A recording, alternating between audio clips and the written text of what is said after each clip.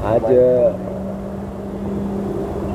पूरे देश में शोक की लहर इस भावना को लेकर के जो कश्मीर में घटना पहलगाम में हुई, और मैं मानता हूँ इस बात को कि विनय नरवाल के परिवार का जो हौसला है, ये एक देशभक्त पिता कैसा होता है, आज देख के उस बात का एहसास हुआ।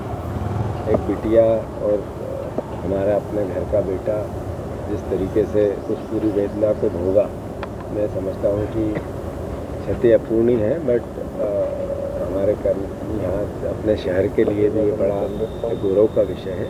हम अपने श्रद्धा सुमन अर्पित करने आए थे आदरणीय भवन जितेंद्र सिंह जी जो डिफेंस मिनिस्टर रहे हैं।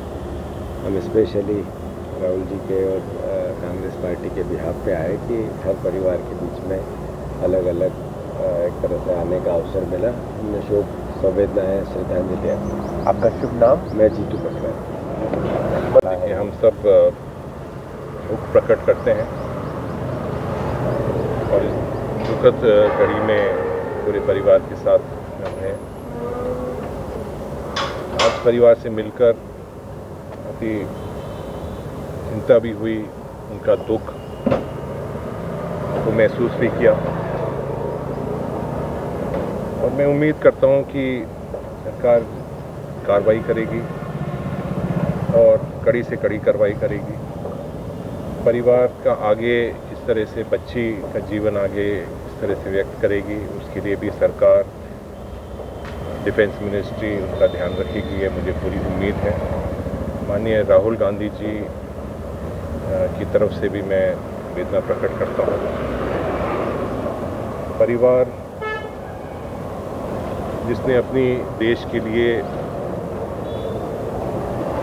नेवी के अंदर से उन्होंने अपनी वहाँ ट्रेनिंग ली है, लेफ्टिनेंट रहे हैं, उस परिवार की जिम्मेदारी बनती है।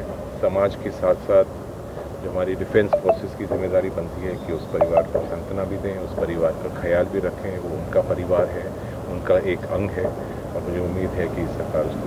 आप रक्षा राज्य मंत्री रहे हैं, क्या समझते हैं जम्मू कश्मीर में कहाँ पर क्या कमी रही जिसके कारण इतना बड़ा ये आतंकी हमला? मैं दोनों ही विभाग के अंदर मंत्री रहा हूँ, गृह विभाग के अंदर भी मंत्री रहा हूँ और रक्षा विभाग के अंदर भी मंत्री रहा हूँ।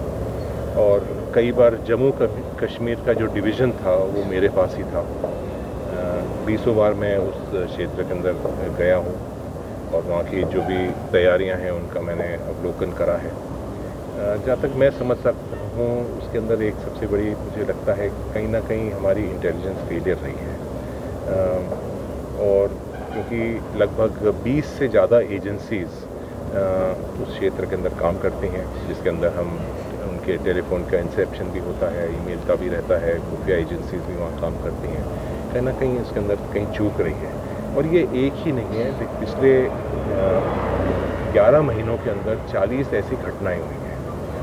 तो कहीं ना कहीं हमारी कुछ कमियां रही हैं। मैं उम्मीद करता हूं कि जहां भी कमियां रही हैं उन कमियों को हम सुधारें। ये समय कोई पॉलिटिक्स करने का नहीं है, इसमें कोई बात ऐसे नहीं आनी चाहिए, लेकिन जो कुछ कमियां रही हैं, 40 इंसिडेंट्स ऐसे हो चुके हैं, उनके ऊपर जांच भी होनी चाहिए। क्या हमारी कमियां हैं, आगे इस तरह के इंसिडेंट्स वापस ना हो, उसके लिए सरकार को सोचना भी चाहिए और कार्रवाई तुरंत करनी चाहिए। जो कदम उठाए गए 5 वो कैसे देखते हैं आप?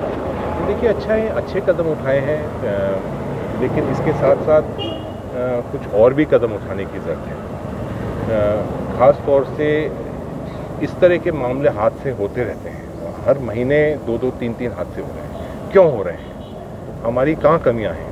हमें किसी को दिखाने की ज़रूरत नहीं है कि हम इतने बड़े हैं, हमने ये सब काम कर लिया है, वहाँ से आतंकवाद को हटा दिया है, ये कहने की बात नहीं है। लेकिन ये कहने की बात ज़रूर है, सोचने की बात यह है कि जो भी कुछ कमियां ऐसी रही हैं उसको सरकार किस तरह से सुधारेगी, किस तरह से हमारा जो इंटेलिजेंस का नेटवर्क है उसको किस तरह से हम मजबूत कर पाएंगे, वो आज ज़रूरी है।